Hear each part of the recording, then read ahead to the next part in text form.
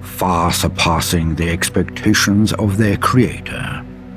The Wayfarer had ultimately swayed the course of history. Arthur, true to his word, began the process of establishing a true representative democracy. For better or worse, the fate of London would be tied to the will of the people. Camelot continued to fight the enemies of democracy wherever they found them, ensuring fair and free elections in the region. Falling to their demise, the final seconds of Smythe's life were spent watching their replacement shrink into the distance. He considered the events leading up to this moment, and all the ways such a fate could have been avoided. However, in some small part, it came as a relief. Passing the torch had always been part of the plan, and now his job was done. The future was no longer his burden to carry. The Wayfarer, remembered as Gaheris in the new legend of the Round Table, was honored for generations to come, not as an individual, but as a part of something greater. The Tommies continued to report to the government with a new charter outlining their role in a true democratic society.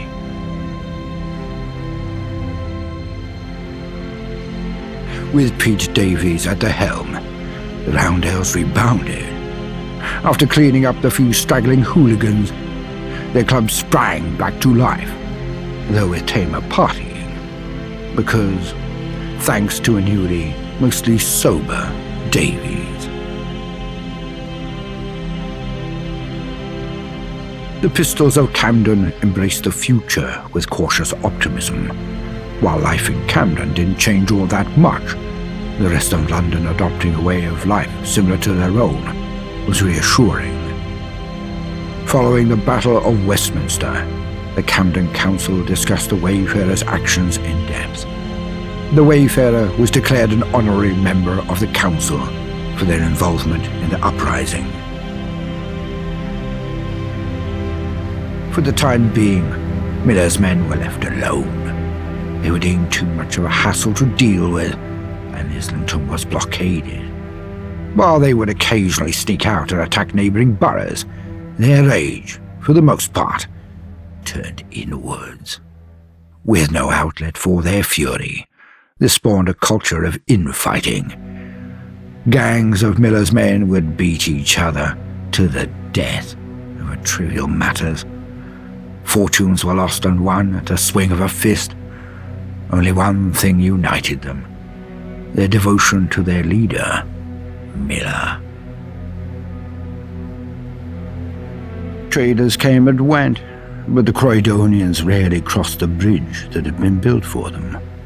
They regarded the rest of the world with disinterest, and they were better off for it. The Tommies never returned to Brixton, and their independence was guaranteed for years to come. They became a safe haven for those in London seeking a simpler life. In the grand scheme of things, they were insignificant, and they wouldn't have it any other way. While the rest of the city marched on, Brixton remained a capsule in time. Change was slow in Eastminster following the fall of the gentry. The Good Samaritans were instrumental in keeping a semblance of order through the chaos. With their newfound autonomy, the flame of community spirit burned brighter than ever. The free and fair elections were not kind to the gentry, who failed to form a majority in the subsequent Parliament. As time went on, the law no longer turned a blind eye to their extractive policies. This financial shock caused a significant decline in the Westminster surplus. Now on equal legislative footing with the rest of London, The gentry redirected considerable resources into lobbying for their interests. This investment would ensure they retained their economic dominance. The Wayfarer retrieved all the lost plays for the troupe at Shakespeare's Globe. The theatre prospered in the New World as it had in the Old, entertaining the people of London indefinitely. The vagabonds in the Isle of Dogs syndicate established a wary peace. Though true trust could never be established, the streets at least were more free of violence. Eventually, it became the new norm, and the times of constant warfare were looked back on as a red day, not to be revisited. The Thames-folk disappearances, thanks to the Wayfarer's efforts, stopped almost entirely. Through time, wounds healed, and the Thames-folk finally began to climb out of their tunnels and sewers. Archie had finally found his place in the world beside the Wayfarer. Half sidekick, half friend. They were inseparable for the rest of their days. He never stopped adventuring, his sharp tongue getting him into trouble that he always barely squeaked out of. Kira continued her pursuit of treasure through the capital, always seeking greater and more daring gains.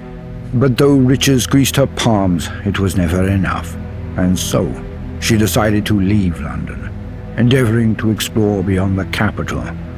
Her new quest is to become the most famed adventurer in the world. Mad Jack returned to the only place he could ever truly call home, his gym.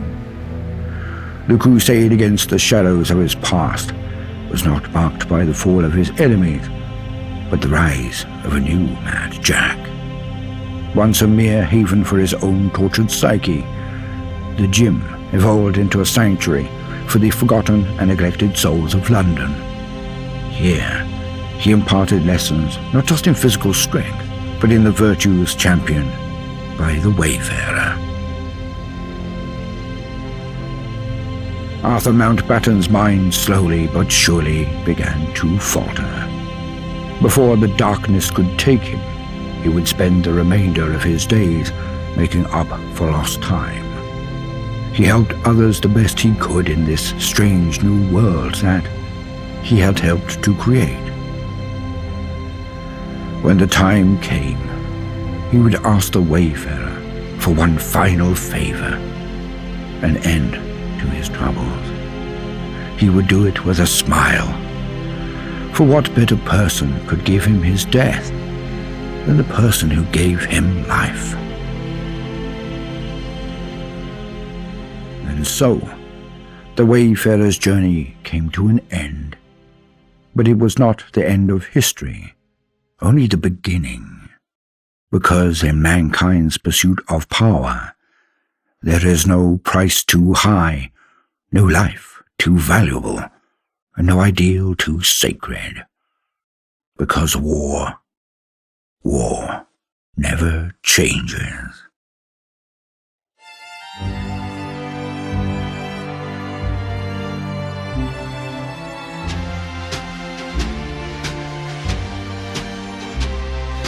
We'll meet again, don't know when.